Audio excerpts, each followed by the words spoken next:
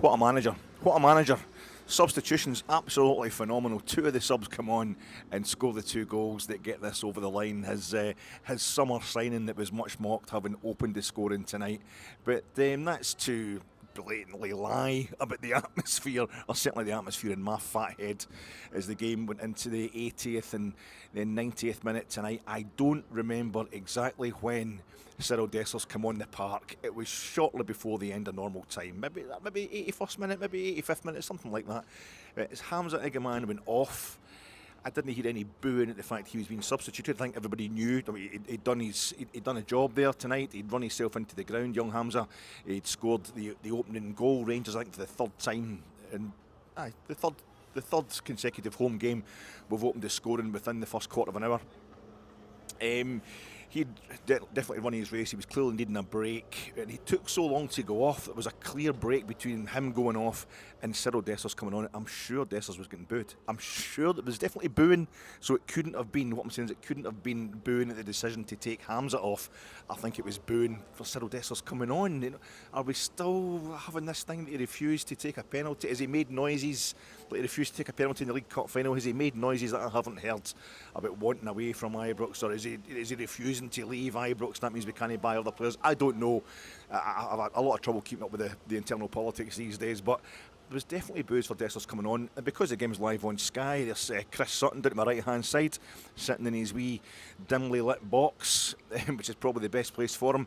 Down to my right hand side, I'm sitting in the main stand tonight, and I can see that the big screens, the jumbotron screens, there's a close up of Cyriel Dessers' face, and he's just got that total smile, that rueful smile on his face, saying, these guys are booing me onto the park. We're winning the game 1-0. I want to try and make it 2-0. I am the number 9. I've scored 12 goals or something at the start of the season, but there was no other strikers here. And here, this is the treatment I'm getting. And up came big Leon Balogun, himself a substitute tonight. Leon Balogun, who I'm sure must have made his competitive debut against Aberdeen in a really slim, nervy win against Pitaudry the first day of 2020-2021 season. That opening League 1 of the season. It was Alfredo Morelos put Ryan Kent through on goal. We're wearing the Bolton Wanderers style away kit. But up he comes. This is just what you expect for Leon Balogun, and I can see it up in the big screens. It's happening right in front of me. You can see it in more clarity up in the big screen. He just comes up to him. He comes up to Dessers, and he's just like saying to him, "Just go and score a bloody goal, then. Just go and score a goal. Just go and score the goal that wins the game. Just ignore that. You get focused. This is all about us getting a goal." I think we had a corner at the time. And it was from that corner that the ball gets swung over. It ends up over in my side of the park, and it will now be known as my side. That's what everybody at Ibrox calls it. That's Alex's side of the park. I might be getting a bit solipsistic here. But it ends up on the right wing, our right wing, towards the Copeland Road stand. And there's big Clinton Insiala, who was composed, bordering on the elegant tonight. He really is becoming another breakthrough player, somebody else that Philippe Clement brought in. And he's doing fantastically. And you're thinking you're going to get too silky, big man. You're going to end up getting caught out. Was he hell? Turns round and just burrows this ball over to the back post. And it was Leon Balogun that went up and headed it into the back of the net. And all the tension that I'd been feeling, we'd all been feeling from probably the moment we actually scored, certainly from the half-hour mark, 30 minutes onwards, that we were going to huff and puff and do that thing of not being able to get goal number 2, and it was going to cost us cataclysmically. The home form being the main thing that Philippe Clement has got. For me, it's Europe. His European form is the best thing he's doing this season. But the home form, if everybody's so upset about how we're doing away from home domestically, the only thing you can really hold up against that is the fact that we've only dropped 2 points at home all season. We've had League Cup wins at home as well, be that at home at Ibrox or Hampden. And that was it. He was the man. If we'd let this go tonight, if Aberdeen had done it, if they'd a wee equaliser late on, not only would they suddenly have become our bogey team, but the fact of the matter is they haven't won it in their last 11. Aberdeen, I think they drew 4 of them. They've lost most of the last 11. I'm thinking if it's us that they actually get something against, this would be a magnificent result for them. That's just going to rub it in, and it's going to suddenly be our next game is away to Dundee United at Tannadice. Our next game in the league is away to Dundee United at Tannadice. It's it's just going to put us back to where we were on Friday, where we were before Patrick Stewart made that statement, before the Union Bears and the RSA issued their statements saying how unhappy they were with things, and how Patrick Stewart, the new CEO, responded to that, and we had the walkout and a few protests. Everybody vented a bit of spleen in the St Johnstone game on Sunday, which ultimately was a victory, but it could just all go right back to square one, and you're thinking you might get an announcement tomorrow that the manager is away. But what a difference that goal made. We'd hit the post, we'd hit the bar, we'd controlled the game, we'd totally controlled the game, but we couldn't get that second goal. Something that's haunted us long and hard for long before Philippe Clement was our manager.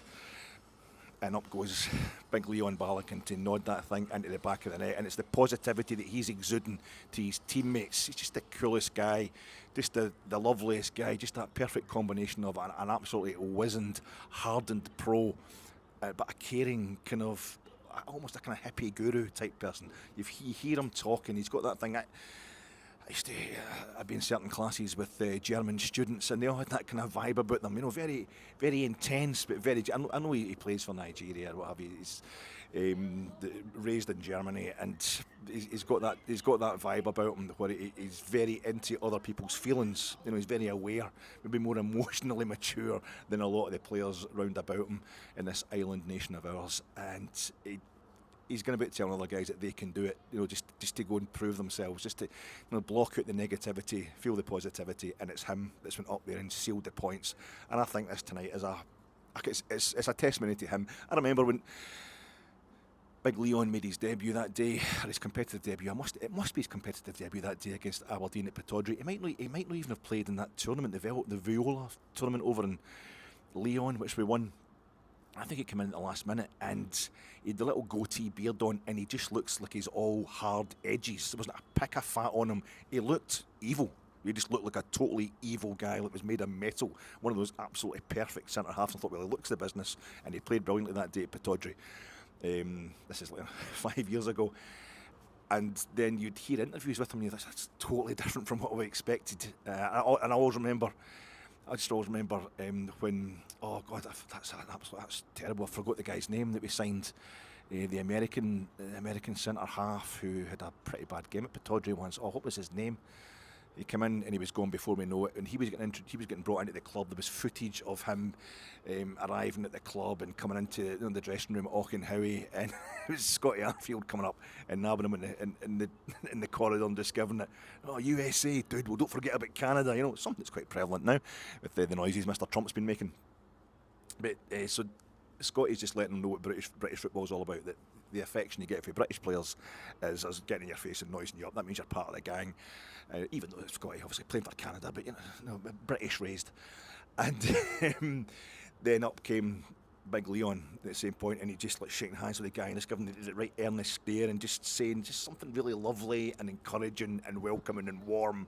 And I thought, this is why we did so well with both those guys in that team, because they just get it. They know how to make others welcome. They know how to make a team. I'm sorry, I'm a bit buzzing, but I was happy as Larry for Big Leon Balogun tonight, sealing that really, really vital win, I think, in the ongoing and upward, hopefully, management of Philippe Clement. I'm just wanting us to get to the end of the season with the same manager on the job. I just want to see what that's like. I can't help thinking it's going to end up improving us in the long run, and this was a major, major part of that happening.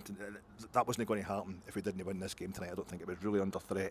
I don't know how you feel. Can we now go to Tannadice? But that's us, 10 points clear of Dundee United in second place. And of course we've clawed it back to 13 points behind Celtic, which is crap. It's not an ambition that Rangers supporters want to have. It's not something that we're anyway proud of, but reality, the financial situation, we haven't had a board for most of the season.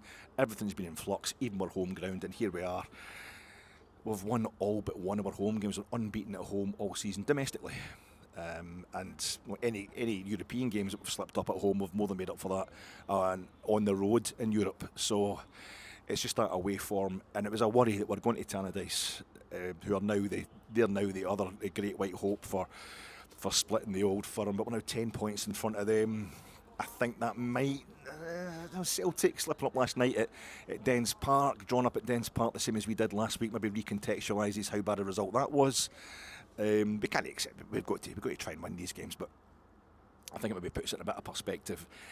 I think we're in a situation where it takes a tiny bit of pressure off us going to Tannadice. We have to improve the away record, but I don't think we have to go there and wipe the floor with them now, which we want to. Let's hope we do. But with having Manchester United at Old Trafford the Thursday before that, Manchester United against Dundee United been a great clash of the mid-80s in the UEFA Cup.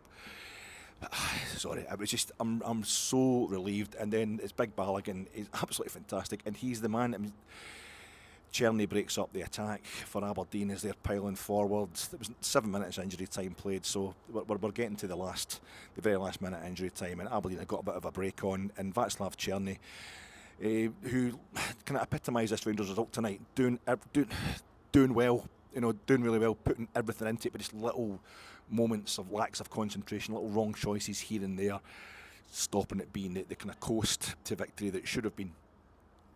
Before the 93rd minute, he goes in there and he tackles a fella perfectly from behind as he's heading towards the box. It's quite a dangerous tackle, but he makes that tackle, and Leon Balogun comes out and he plays the ball through to Cyriel Dessers, and Big Cyriel just lets it take the bounce. He knows that centre half's not going to get it. He knows he's going to fall. He's seen that scenario so many times, and he goes through on goals. And fair play to Big Cyriel. I didn't get out of my seat. I'm just thinking, big man, you get too much time to think about it. You need 2 or 3 of these before you score one. He just strokes it out in the bottom corner.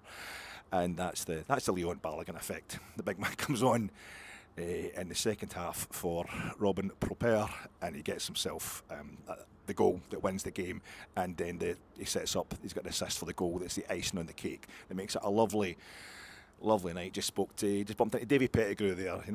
I know I give Salkits a hard time. It's my job. I'm from Ardrossan, so it's in the contract. You got to give Salkits a hard time, but you can never argue with the number of good blue noses you get in Salkits. And bumped into Davey a couple of times now outside Ibrox, and that's what he was just saying. That's us becoming a turn up on Sunday now. Everybody brings the wains, and it's all about Coca-Cola and Bears Pakora and all, getting the sweeties in. A nice easy Scottish Cup tie. It's going to be easy, isn't it? It bloody better be, but we can get everybody rested, and it's all about Manchester United at Old Trafford and Dundee United at Tannadice. Proper European venues for the Teddy Bears. We can chill out a bit. You can see watching me chilling out, but that was tense.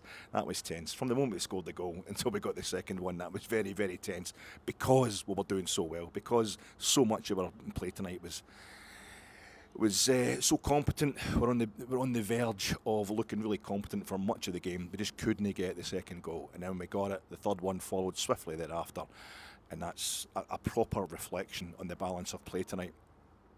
For once, with Rangers these days, 3-0 to Teddy Bears against Aberdeen, and all the chances of Aberdeen finishing second to that, I think, are disappearing. Remember all that stuff we were panicking about at the beginning of the season? Sorry folks, I literally am rambling. These are post-match reactions. My reaction is to be so relieved that I can't stop rambling. This is your fat ache.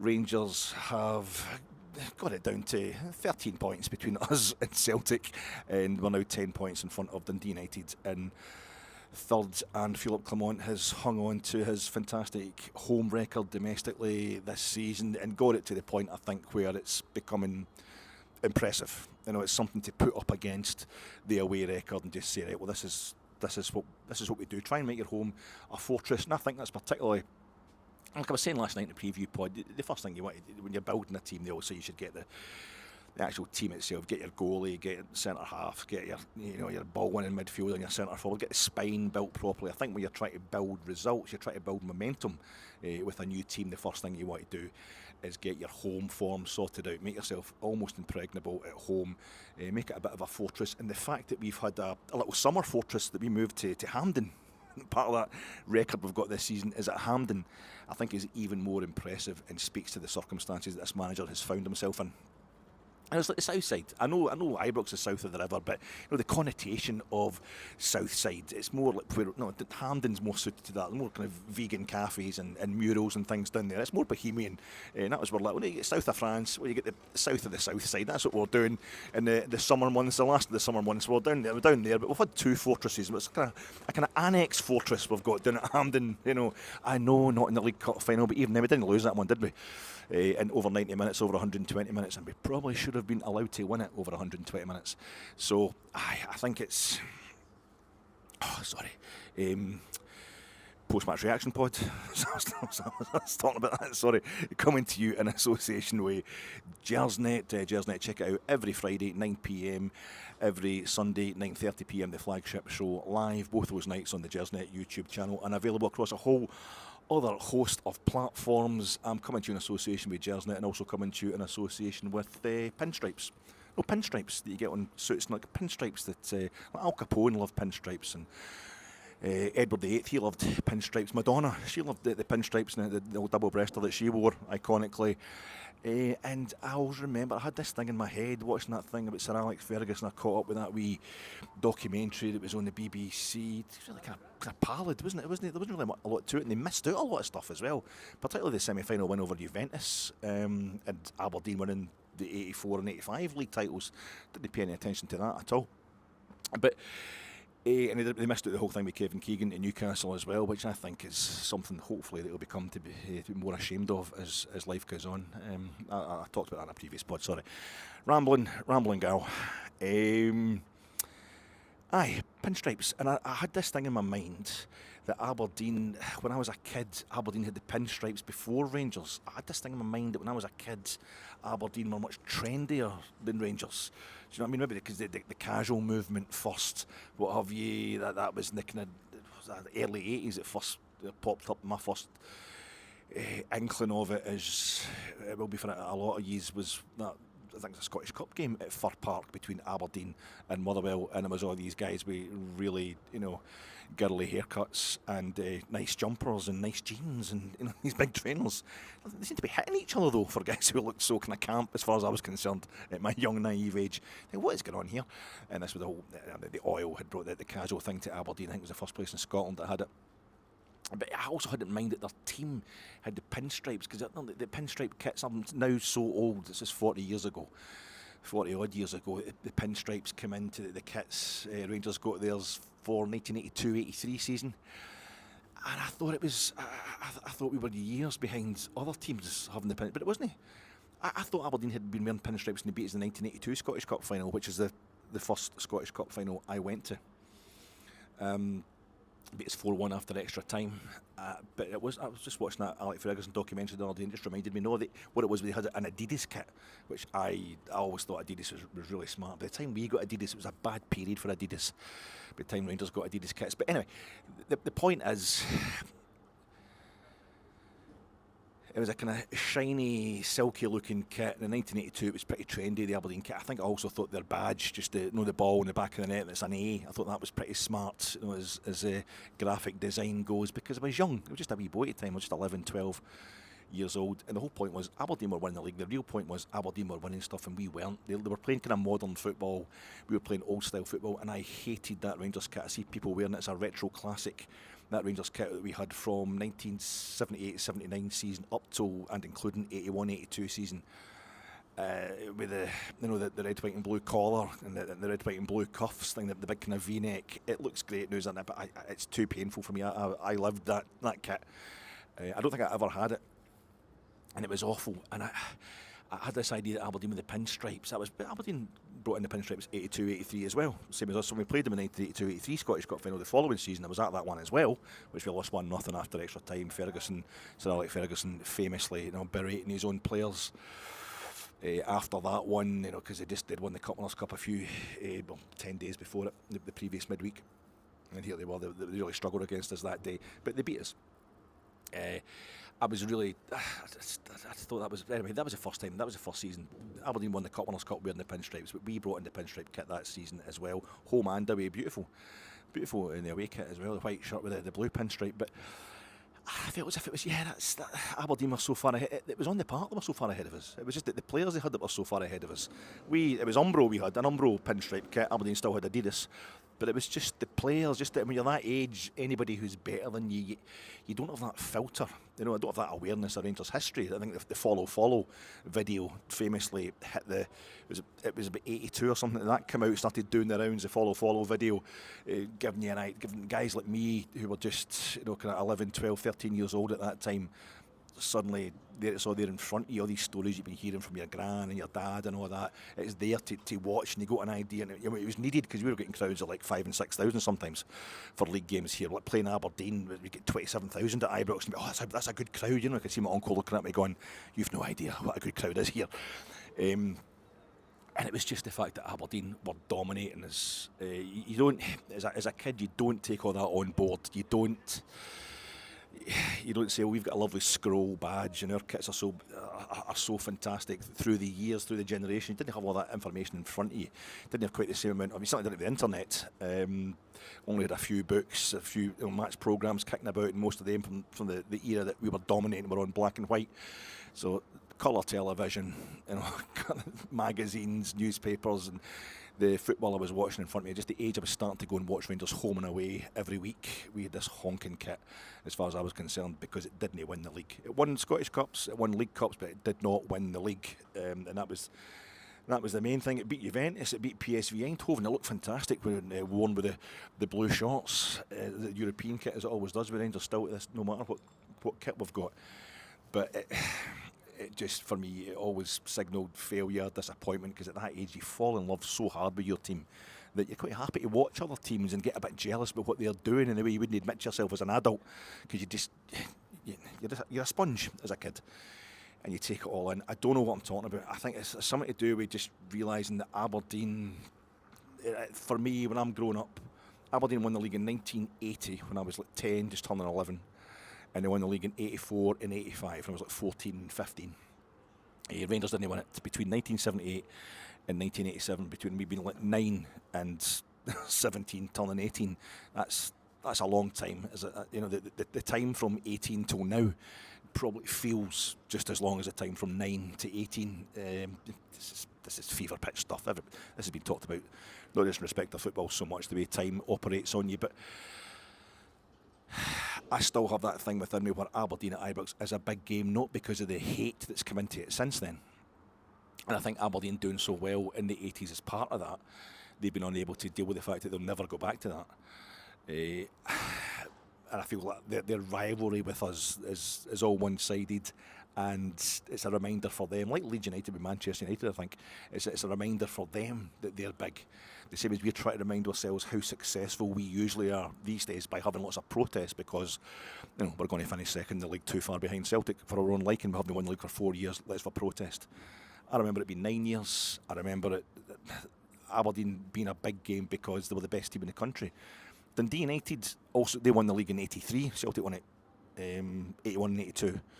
So you had Aberdeen and Dundee United win the league 4 times between them in 6 seasons. Quite incredible. But we always gave Dundee United a hard time. We were always really good against Dundee United. They gave us a scudding once at Ibrox, I remember, but very rarely. They've been much worse to us, Dundee United. They've been a much worse team for us in the 21st century than they were at their peak, ironically. But this was a big game for me, and that's why I'm a terrible person to judge how upset we should be with the way things are at Rangers. It was always the case when I was growing up. You get formulated, by your formative years. That's what I'm saying. Your mindset, your attitude, and so I'm looking inside. I'm looking over to the away end, the away corner from where I'm standing outside the back of the Brimlin here. Aberdeen at Ibrox was always a worry.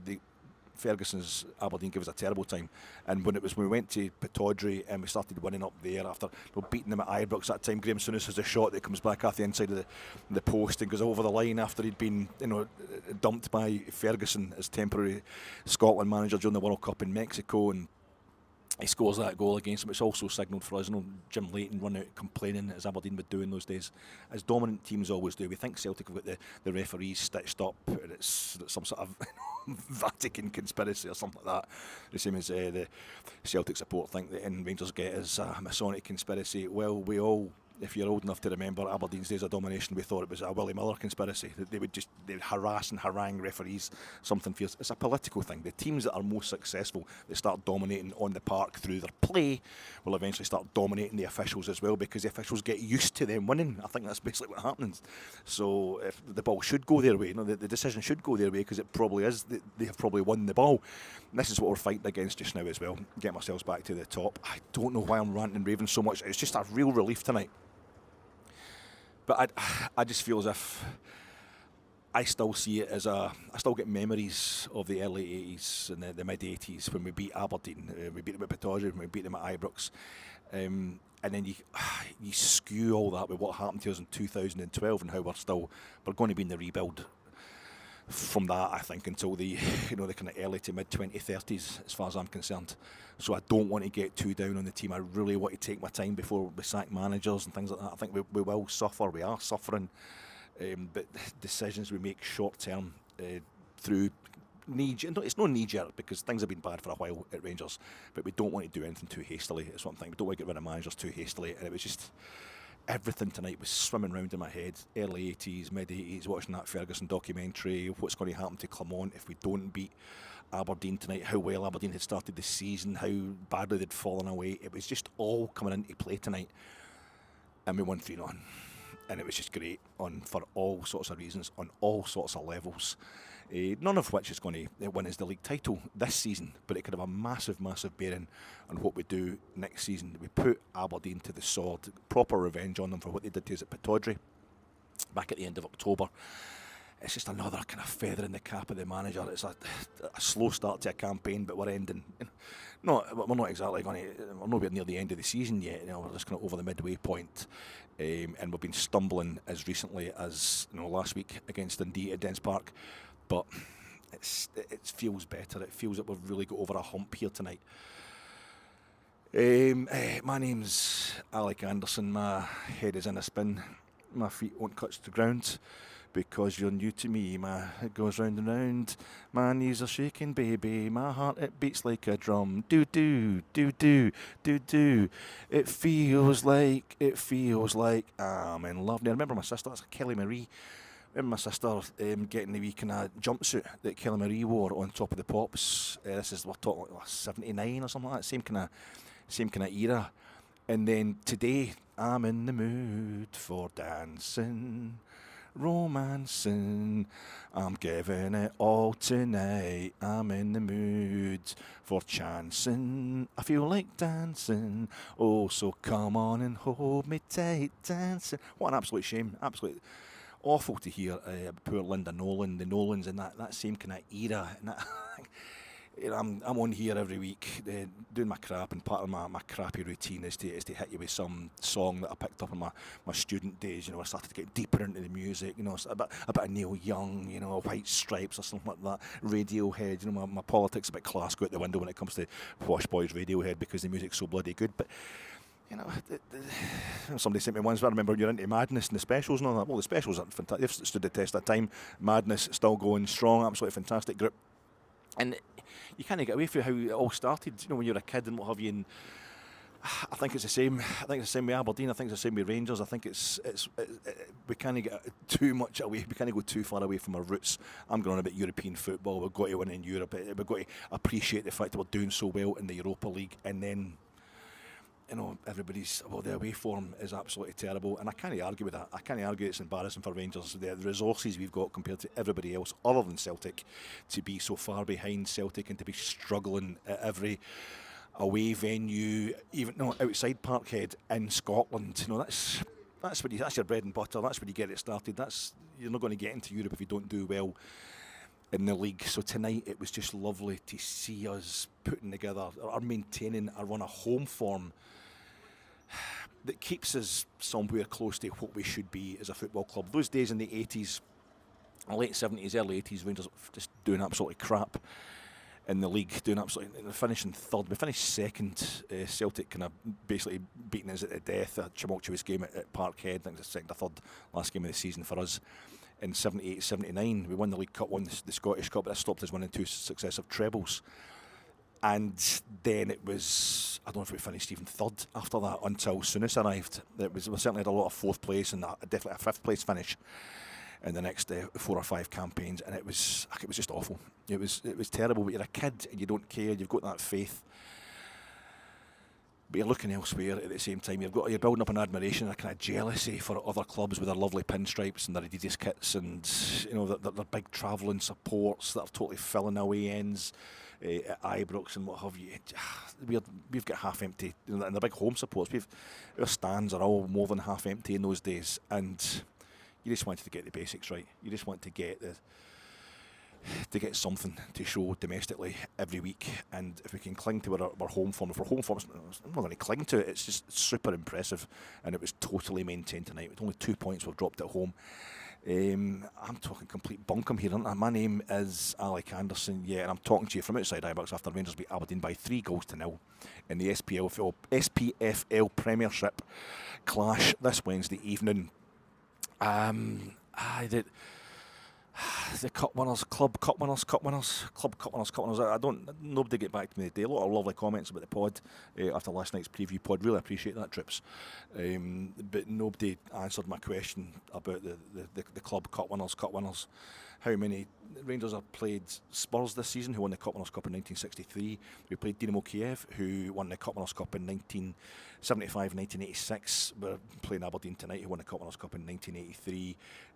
We will be playing Manchester United next week, who won the Cup Winners' Cup in 1991, and we could end up getting Anderlecht or Lazio in the next stages. They both won the Cup Winners' Cup. So I'm thinking, how many have you ever played more clubs in Europe? That's 3 already. By this time, by next Thursday, we'll have played 3 other clubs that won the Cup Winners' Cup. You throw Aberdeen in there domestically, that's a 4th. Have you ever played so many clubs that won the Cup Winners' Cup? Other clubs, not having won it ourselves in 72. In any one season, and I said I would go back and have a look and just double check that, and we really have. 1966-67 of all seasons, we beat Borussia Dortmund in the European Cup Winners' Cup in Borussia Dortmund. No, remember Kai Johansson, in the replay, the goal he scores against Celtic, 66 Scottish Cup final. So Celtic won the league, they go into the European Cup and do rather well. We go into the Cup Winners' Cup and do rather well for 66-67, and we beat the Borussia Dortmund, who had won the Cup Winners' Cup at Hampden, like what we'd done in the Scottish Cup, and they beat Liverpool in the 66 Cup Winners' Cup final. They were the holders, and we beat them, because we just always do damage to Borussia Dortmund. We put them out as holders, and we then played Real Zaragoza, and we beat them, who won the Fairs Cup at that point, but they won the Cup Winners' Cup it was 95. They won the Cup Winners' Cup, and then of course we lost the final to Bayern Munich, and that was them winning in the process of winning the Cup Winners' Cup for the only time in their history. So we won, but Aberdeen, neither ourselves, Aberdeen, nor Real Zaragoza had. So we played one club that had already won it in that season, or you could say we played 3 clubs that would eventually win it. Aberdeen in the league, they would eventually win it. That was about 4 tops. But 2000, I think 99-2000. Played Valencia, who won it in 1980. We played Bayern Munich, who won it in 67. Who else did we play that season? We played a couple of other teams. That was under Arvicat. I mean, we went out of Europe that season. I think we ended up playing Borussia Dortmund. It was that season Borussia Dortmund beat us in penalties. So we played them that season as well. I think we played somebody else in 99-2000 who had won the Cup Winners' Cup as well as Aberdeen. I think it was 4 that season. And of course, when we got to the final in against Zenit St. Petersburg, we've played 5 European finals, 1 against Italians, 2 against Germans, 2 against Russians. We played Zenit St. Petersburg in the 2008 UEFA Cup final. We'd been in the Champions League playing Barcelona. Was it Barcelona, Lyon and Stuttgart? We played Barcelona, and then when we got into we played Sporting of Portugal. They won it in 1964. Barcelona won the Cup Winners' Cup 4 times. 79, 82, 90, 89 and 97. I think Barcelona won the Cup Winners' Cup. We played them. We played Sporting, who won it in 64. We played Werder Bremen, who won it in 92, and we played Fiorentina in the semi, who won it. So that was four clubs altogether again. I think we played four Cup Winners. And sorry, folks, I'm just the game tonight. That was a club Cup Winners Cup Winners Club thing. Aberdeen, a Cup Winners Cup winner. We're beating them tonight, but we definitely have played more teams that have won the Cup Winners Cup in a single season than we have so far in this one.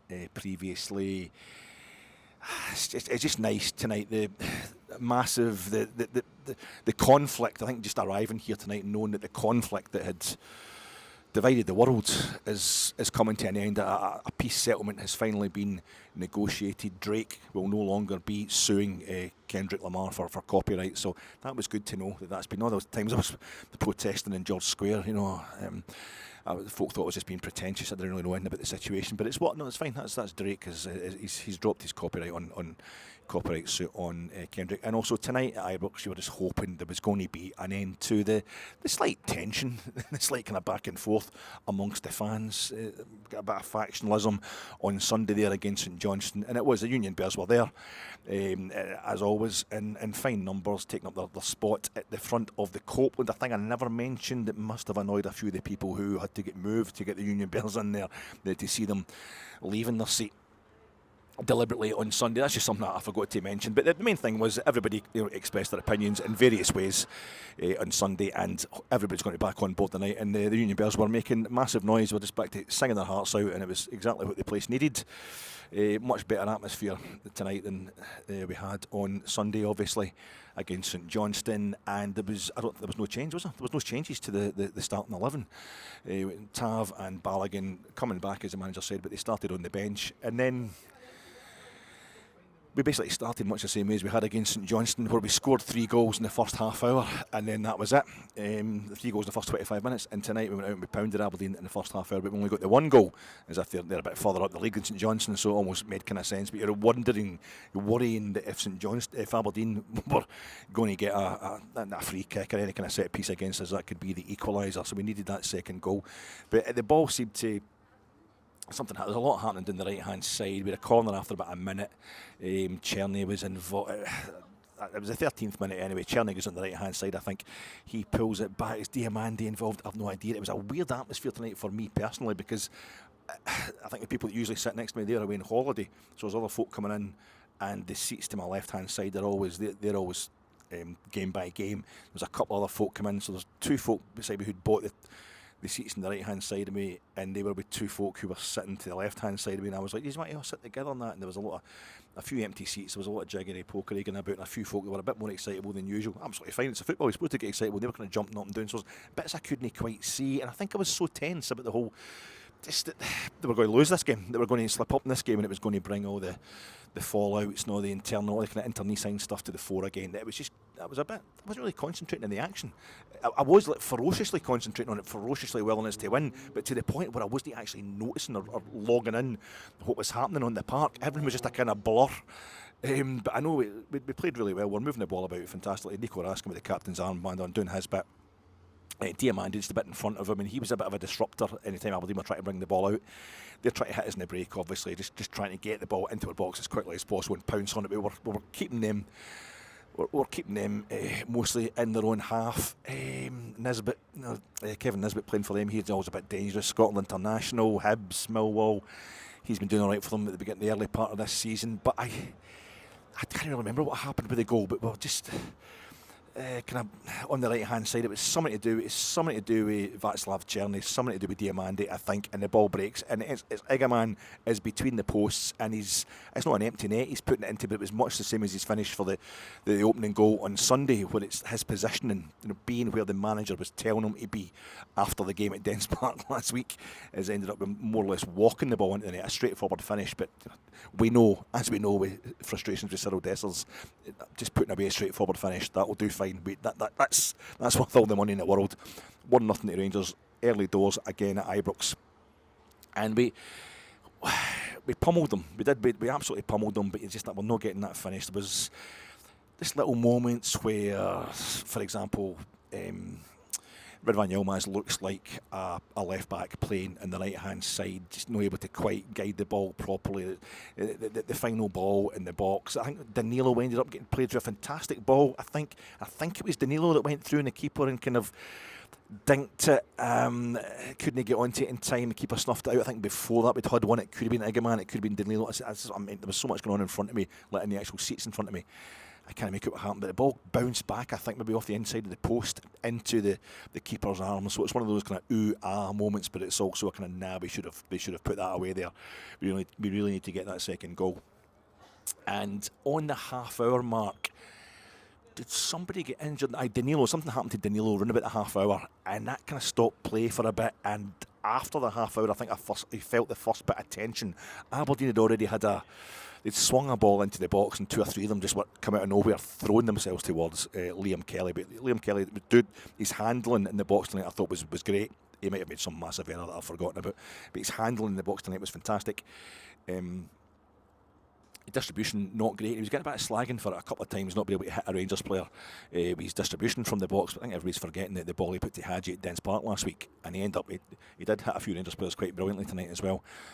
They're throwing themselves at the ball, and you thought it's not affecting their concentration and going forward. Aberdeen, they're not getting dizzy or anything. They're ready to pounce. And then Diamande kind of missed the ball, bad bounce of the ball in the middle of the park, just inside our half, but still inside the centre circle. And I don't know the Aberdeen player's name, but he just turned and hit the thing first time. It might have been Nisbet, I'm not sure who it was. But he just hit the thing the first time. Almost, it was heading into the net. Liam Kelly had to backpedal something terrible. He pushes it over the bar, or not, did he catch? He pushed it out. He pushed it out, and then was able to kind of get his momentum again, get his foot, and then come back out and pick it up, because there was nobody else anywhere near him, because he was so far out of his box, because we were so far up the park. Bad moment from Diamande. Aberdeen almost scoring from the halfway line. But generally there was a feeling that it was the last kind of quarter of an hour of the first half, albeit that it went into injury time, we'd kind of lost a bit of momentum and started to feel the tension that Aberdeen weren't out of the game, as our dominance might have indicated they should be. Half time, Danilo doesn't come back out. It's Nadim Bajrami is back in at 10. He's in that straight swap, even though he's a slightly different player. And there was a moment round about the 60th minute where I think Diamande, was it Hefty, who is a machine when it comes to running about. He will get there first, but then sometimes have problems with what he does with it when he gets there first. But he's so athletic, so Diogo Bonito, so bouncy, it's all over the place. He fills you with confidence when it comes to running players down and retrieving situations. But sometimes his distribution can be a bit wanting. His decision making can be a bit wanting, but that was definitely get sharper. I think it might have been him that got to the byline, him or Diamande, and pulled it back for Nadim Bajrami, who was kind of at the edge of the box and at the corner of the box, so it's kind of far out, but it was a real chance, and he flashes the ball. I didn't even flash it past the post. I think it went wide by about 2 or 3 yards. You're thinking whoever had kept the ball in for Rangers had done really well and had Aberdeen a bit at sea. I thought we're all just kind of sitting going, oh well, Neil, well done, good effort and that. And I'm thinking, no, that's a bit woeful. He had a shot about 30 seconds later that did flash past the other post, a bit closer from further out, but it's like, it's not happening. But it's one of these games where we're oohing and we will get there eventually, but we need to get there. And we then had Robin Proper, who I think when it was a last-ditch tackle as Aberdeen broke on us, and I think momentum of the ball took his foot away from him awkwardly. This is what I'm seeing from up the other end of the park. It might have been something completely different, but he was injured. He was injured anyway. And a bit of a tension breaks the game up, which Shinnie was trying to do for Aberdeen anyway, as usual. Try to break up our flow. And then he played on for about 10 minutes, and as a fella behind me had loudly predicted, that was it. He just sits down again. It's not happening, so Leon Balogun comes on, and the rest is history. The rest is history. We won that game. Something fierce in the end. It was great. The 2 goals going in. Just, I feel I'm trying to articulate, and I'm doing a really poor job, and I'm really sorry. Just the relief and I'm not quite able to work out why. Give me a few days to think about it. We'll get back to it during my Fraserburgh pre-match pod. Exactly why I feel so kind of, this is a kind of a slightly momentous night. It's a real sea change tonight for the manager, a kind of answering of his critics. We had the protest. There was a protest at the 55th minute again, and this time the Union Bells, they unravelled a big banner. Again, I can't quite see it. It's one of those multi-banner protests, they're unravelling several banners, and I can only read bits of it because I'm sitting almost square on them from my seat in the main stand. But again, it was a bit. I think it's something about giving all your time to the club. They have to put yourself second and give everything for Rangers, and which we all agree with. And the Broomlin, a few banners popped up as well, or just the kind of white bed sheet with the same, obviously done by the same person, the same handwriting spray painted onto them. Time for change? Was it time for change? I don't know. Again, I'll need to dig into the politics. Excuse me for my ignorance and find out exactly what it is. We know that the team needs to do better. we know the team is going to have to improve, but that's, as far as I'm concerned, this is a rebuild. As I say, this is a rebuild season. The manager's been dealt a really, really shoddy hand by the club, and we seem to be trying to solve that as well, getting directors in, etc. I don't know who it is we're supposed to be changing, who's got to be ashamed of themselves, who's got to go. People out there will know who it's supposed to be. Douglas Park, sorry, I think Donald Park's a great scout, a great wee striker. I saw him playing for Brecon City against Kilmarnock at Rugby Park in his later years, but I think it's the Parks maybe are getting it, and somebody else. As far as I'm concerned, these people kind of saved the club at one point. I'm not against the protests and proactivity in that sense, and I liked the way we get rid of Easdales and the fat Sports Direct bloke from down south who thought he was just going to pull that stunt. I can't remember what journalist it was I heard on Radio Scotland of all places at the time saying he thinks this is the same as Newcastle. He thinks it's the old thing about the Geordies being Scots with their brains knocked out. He thinks it's just going to be the same kind of thing. It's no different from there's a lot of kind of hot wind, a lot of blowhards will be saying stuff on social media and maybe shouting at him during games, but it won't amount to anything. He doesn't realise this is Rangers. He doesn't realise what he's taking on board here. And as we're kicking in the doors to Argyle House before that game against Hearts that got abandoned because of the snow, I think they got the idea that you better get out of here, and that was fine. And I think a lot of it's got to do, obviously, we get taunted with the "You Let Your Club Die." Aberdeen fans were singing that tonight, bless them. I think maybe we feel there's a kind of need to prove that we will be, ultra proactive next time there's any dodginess. Once bitten, twice shy. You can't blame anybody for being super, super critical of the directors, the people who own the club. I'm talking about Kelly Marie. I'm talking about. I had to kind of cut that one short because it's no time for that one yet. It's now time for that painful metaphor analogy thing, folks. I'm sorry. I might as well finish it off with that. It's been a terrible post-match reaction pod. Ramble. But that Kelly Marie, the Nolans, poor Linda Nolan, that's an absolute shame. That was the kind of music you're into as a kid, the music that you needed to hear when you're a kid to get you into music, and the harmless stuff. It's kind of granny's disco, primary school kids disco type music, and it was lovely. It was brilliant, absolutely fantastic stuff, and it made people happy, and that is the main thing. But I remember the Boomtown Rats did. There's someone looking at you. Oh, do you remember? Because you remember I Don't Like Mondays. That's everybody remembers. I Don't Like Mondays. And they brought out a single. So I just watching that on Top of the Pops. What's that song all about? It's about somebody who took a gun into school, and oh my God.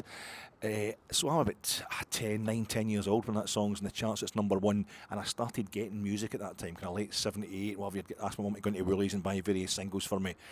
And I remember the only Boomtown Rats single I had at that time was "There's Always Someone Looking at You." Whoa, whoa, whoa, there's always someone looking at you. And it wasn't the next single, but it was the next single again after I Don't Like Mondays. And I don't know why I got it. It's not that good.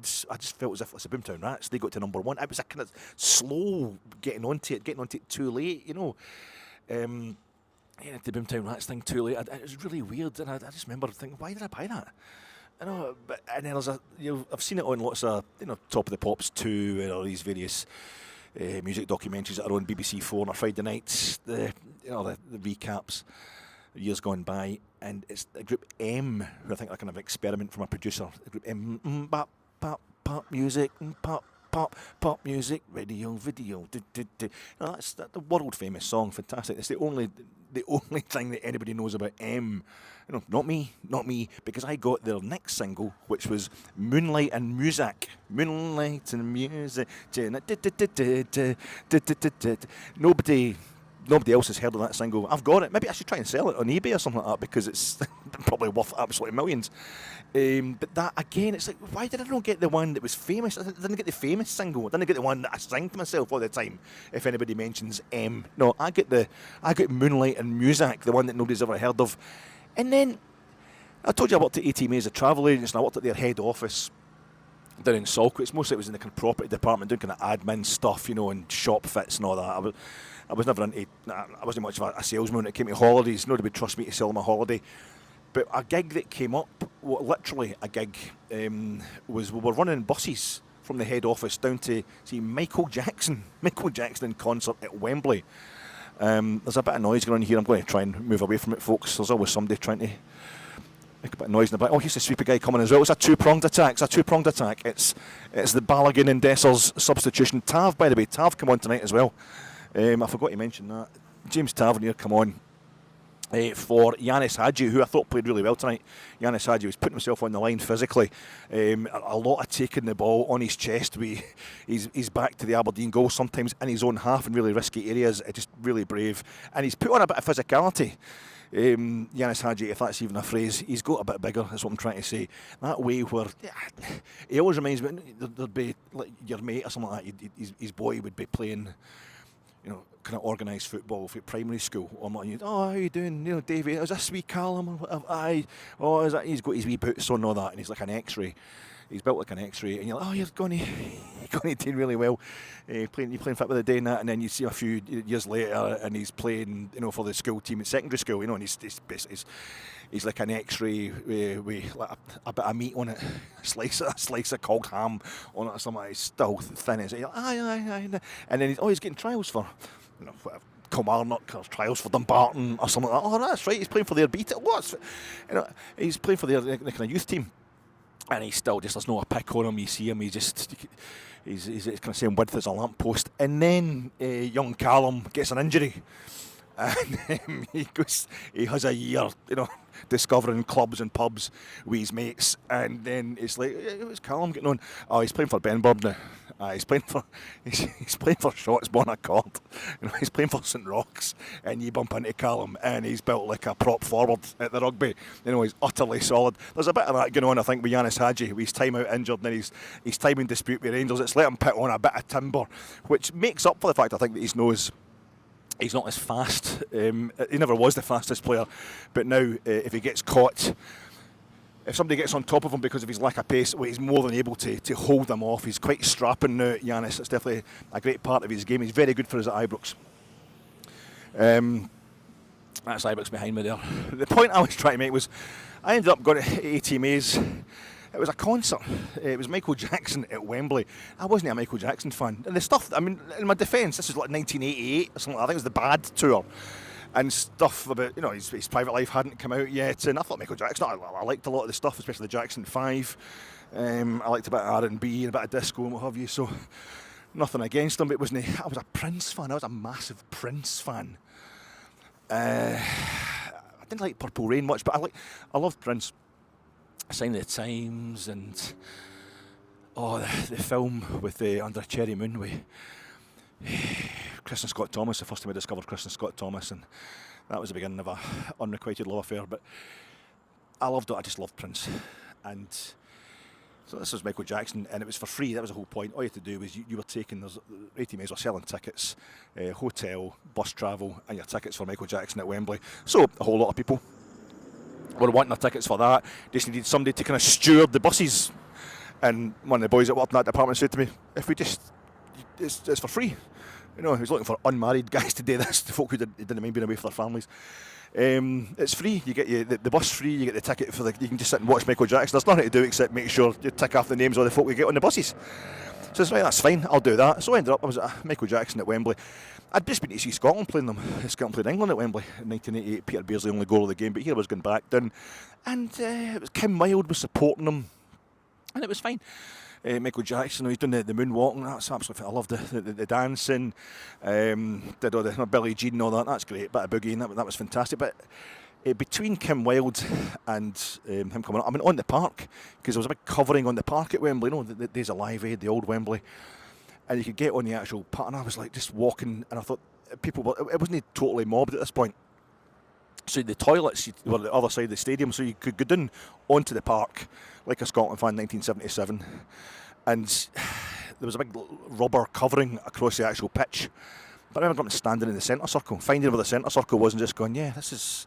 And the stage was where the goals that Puskas scored that goal against him in '53, where he did the drag back that left belly right going to the wrong fire.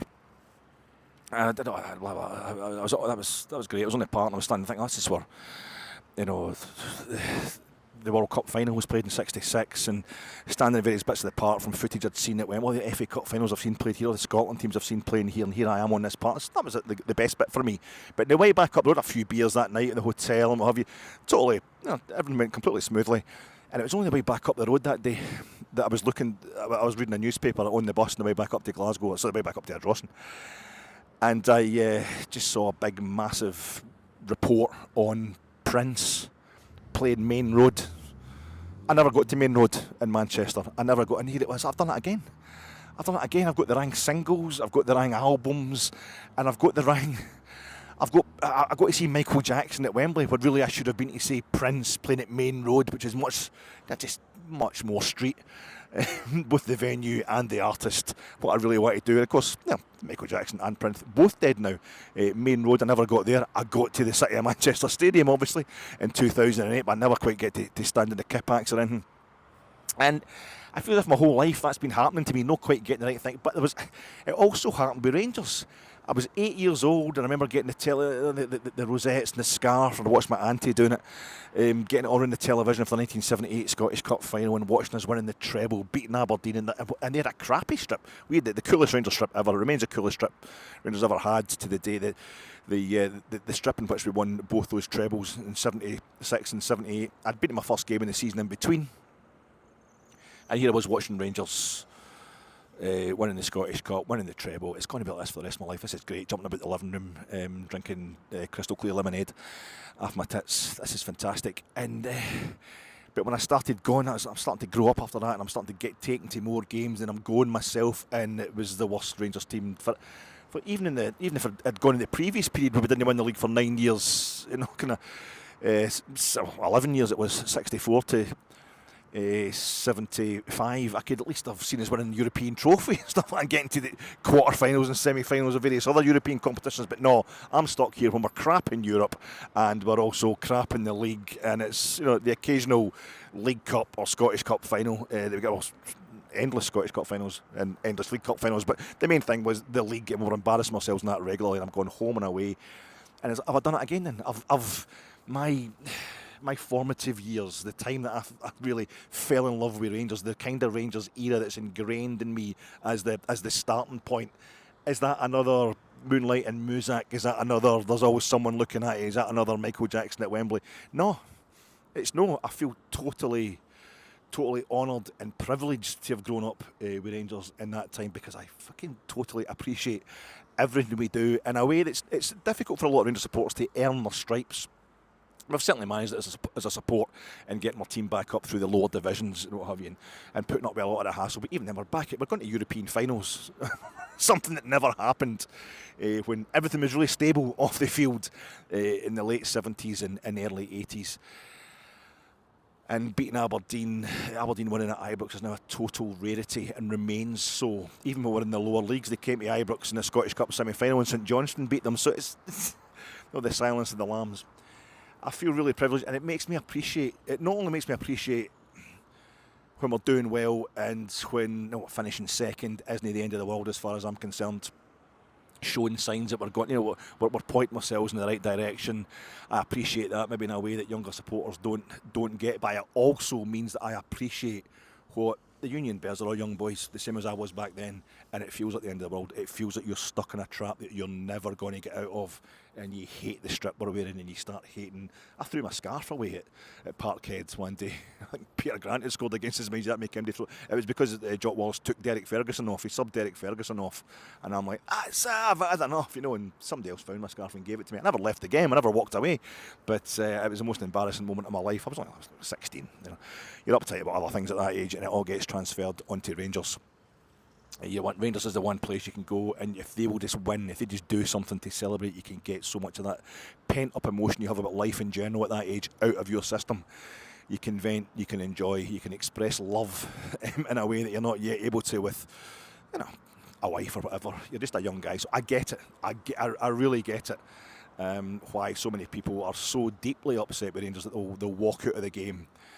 Nothing against them, and hopefully this tonight is the first. That was it. That was the nadir on Saturday, Sunday, in terms of fans' relations with Rangers, with the Rangers board, with the Rangers manager just now. And this tonight was a sign that we're turning a wee corner, and we can get, pop music. We can get. Tell me why I don't like Mondays, but for now we really like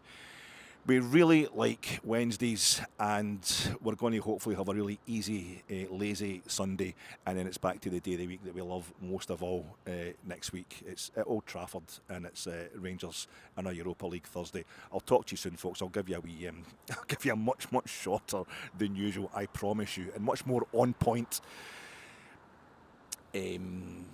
preview pod ahead of this game against Fraserburgh on Sunday. I'm going to listen to this and see if it's worth listening to before I post it. So I might have done a completely different pod and you'll never know this existed. So, thanks, folks. Talk to you soon.